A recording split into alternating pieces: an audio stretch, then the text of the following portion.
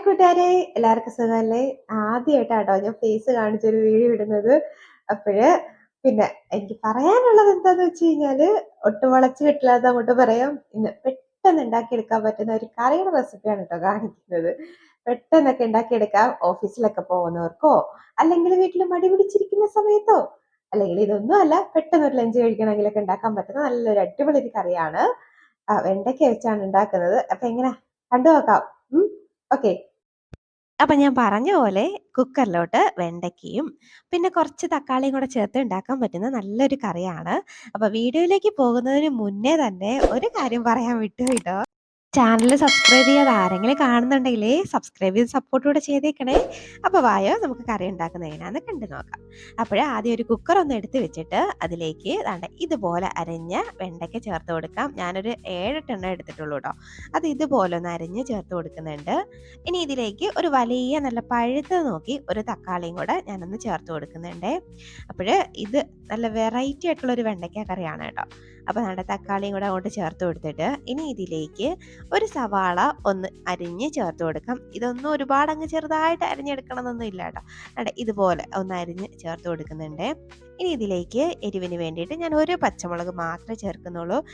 എനിക്ക് പൊതുവേ എരിവ് വളരെ കുറച്ച് മതി. അതുകൊണ്ടാണ് ഞാൻ ഒരെണ്ണം ചേർത്തത്. നിങ്ങളുടെ സ്പൈസ് ലെവലിനനുസരിച്ച് എരിവൊക്കെ ചേർത്ത് കൊടുക്കാം കേട്ടോ. അല്ല, പച്ചമുളക് ചേർത്ത് കൊടുക്കാം കേട്ടോ. അപ്പോൾ ഇനി ഇതിലേക്ക് ഒരു 5 അല്ലി വെളുത്തുള്ളിയും കൂടെ ചേർത്ത് കൊടുക്കുന്നുണ്ട്. ഇനി ഒരു 1/4 ടീസ്പൂണോളം മഞ്ഞൾപ്പൊടി ചേർക്കുന്നുണ്ട്.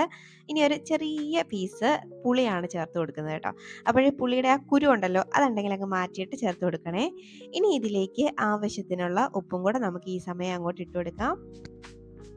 ഇനി ഇതിലേക്ക് നമുക്ക് വെള്ളവും കൂടെ ചേർത്ത് കൊടുക്കണേ. അപ്പം ഞാനിവിടെ ആദ്യം ഒരു 1/2 കപ്പ് വെള്ളം ചേർത്ത് കൊടുക്കുന്നുണ്ട്. ചേർത്തിട്ട് ഇനി ഇത് നന്നായിട്ട് എല്ലാം കൂടെ നന്നായിട്ട് ഒന്നങ്ങ് മിക്സ് ആക്കി എടുക്കാം. അതെ, ഇതുപോലെ നന്നായിട്ട് ഒന്നങ്ങ് മിക്സ് ആക്കി എടുക്കുന്നുണ്ട്. ഇനി ഒരല്പം വെള്ളവും കൂടെ ആവശ്യമുണ്ടെന്ന് തോന്നിയിട്ട് ഞാനൊരല്പം വെള്ളം കൂടെ ഞാൻ ചേർക്കുന്നുണ്ട്. ടോട്ടൽ 1 കപ്പോളം വെള്ളം ഞാൻ ചേർത്തിട്ടുണ്ട് കേട്ടോ. അപ്പോൾ ചേർത്തിട്ട് വീണ്ടും ഇത് നന്നായിട്ട് ഒന്നും കൂടെ ഒന്ന് ഇളക്കി എടുത്തിട്ട് ഇനി നമുക്ക് ഇതൊന്ന് അടച്ച് വെച്ചിട്ട് കുക്കർ ഒന്ന് അടച്ച് വെച്ചിട്ട് വെയിറ്റ് ഒക്കെ ഇട്ട് കൊടുത്ത് ഒരു 3 വിസിൽ കേൾക്കുന്നവരെയും ഒന്ന് വേവിച്ചെടുക്കണം. ഇത് നന്നായിട്ടൊന്ന് വെന്ത് ഉടഞ്ഞ് വരണം കേട്ടോ. അപ്പം ഒരു 3 വിസിലൊക്കെ വേണ്ടി വരും. അപ്പോൾ ഇത് നമുക്ക് വിസിലൊക്കെ വെയിറ്റ് ഒക്കെ ഇട്ട് കൊടുത്തിട്ട് നമുക്ക് അടുപ്പത്തേക്ക് മാറ്റാം. ഇപ്പോൾ ദാണ്ട് ഒരു 3 വിസിലൊക്കെ കഴിഞ്ഞിട്ടുണ്ട്. സ്റ്റീമൊക്കെ നന്നായിട്ട് പോയിട്ടാണ് ഞാനത് ഓപ്പൺ ചെയ്തത്. നമ്മുടെ വെണ്ടയ്ക്കൊക്കെ നല്ല അടിപൊളിയായിട്ട് സെറ്റായിട്ട് വന്നിട്ടുണ്ട് കണ്ടോ. നല്ലപോലെ വന്നിട്ടുണ്ട്. അപ്പോൾ നമുക്കിതിനി നന്നായിട്ടൊന്ന് ഉടച്ചെടുക്കണേ. അപ്പോൾ ഈ സ്പൂൺ തന്നെ വെച്ചിട്ട് വേണമെങ്കിൽ ഒന്ന് ഉടച്ചെടുക്കാം. ഞാനിവിടെ ഒരു സ്മാഷർ വെച്ചിട്ടാണ് കേട്ടോ ഒന്ന് ഉടച്ചെടുക്കുന്നത്. അപ്പോൾ നന്നായിട്ട് ഒന്നങ്ങ് ഉടച്ചെടുക്കണേ. ഈ കറിക്ക് ഒരു പ്രത്യേക തരം പുളിയും പിന്നെ ഒരല്പം എരിവും ഒക്കെ ആയിട്ട് നല്ലൊരു ടേസ്റ്റാണ് കേട്ടോ. നമ്മൾ സാധാരണ വെണ്ടയ്ക്ക കഴിക്കുന്ന ആ ഒരു രുചിയല്ല ഇതിന്. പ്രത്യേക തരം ഒരു രുചിയിലാണ് ഇത് കിട്ടുന്നത് കേട്ടോ. അപ്പോൾ നിങ്ങളിത് ഒരു വട്ടെങ്കിലും ഉണ്ടാക്കിയെങ്കിലേ അത് മനസ്സിലാവുള്ളൂ. അപ്പോൾ ദാണ്ടെ ഇതുപോലെ നന്നായിട്ടൊന്ന് സ്മാഷ് ചെയ്ത് ഞാനൊന്ന് എടുത്തിട്ടുണ്ട് കേട്ടോ. ഇതുപോലെ ഒന്ന് എടുത്തിട്ടുണ്ടേ. ഇപ്പം കണ്ടോ നന്നായിട്ടൊന്ന് ഉടഞ്ഞ് വന്നിട്ടുണ്ട്. കുറച്ചൊക്കെ കഷ്ണങ്ങളായിട്ട് കിടപ്പുണ്ട്. അത് കുഴപ്പമില്ല. ഇതുപോലെയാണ് ഒന്ന് എടുക്കേണ്ടത്. ഈ പാകം വരെ. ഇനി നമുക്കിതങ്ങോട്ട് മാറ്റി വെക്കാം. ഇനി ഇതിലേക്ക് ചെറിയ ഒരു താളിപ്പ് കൂടെ നമുക്കൊന്ന് ചേർത്ത് കൊടുക്കണം. അപ്പോൾ ഇനി അതിനൊരു പാൻ ഒന്ന് എടുത്ത് അടുപ്പത്തേക്ക് വെച്ചിട്ട് ഒരു 2.5 ടേബിൾ സ്പൂണോളം കോക്കനട്ട് ഓയിൽ ഞാൻ ചേർത്ത് കൊടുക്കുന്നുണ്ട്. ഓയിലേ നന്നായിട്ടൊന്ന് ചൂടായി വരുമ്പോഴേക്കും അതിലേക്ക് ഒരു 1/2 ടീസ്പൂണോളം കടുകിട്ട് ഒന്ന് പൊട്ടിക്കാം. പൊതുവേ ഈ ഓയിൽ ചൂടാവുന്നതിന് മുന്നേ കടുകിടലാണ് എൻ്റെ ഒരു പരിപാടി. കാര്യം എനിക്ക് അത്ര ക്ഷമയില്ല. അപ്പോൾ കടുകിട്ട് നമുക്കൊന്ന് പൊട്ടിച്ചെടുത്തിട്ട് ഇനി ഇതിലേക്ക് ഒരു 1/4 ടീസ്പൂണോളം ചെറിയ ജീരകവും കൂടെ ഞാനൊന്ന് ചേർത്ത് കൊടുക്കുന്നുണ്ട് കേട്ടോ.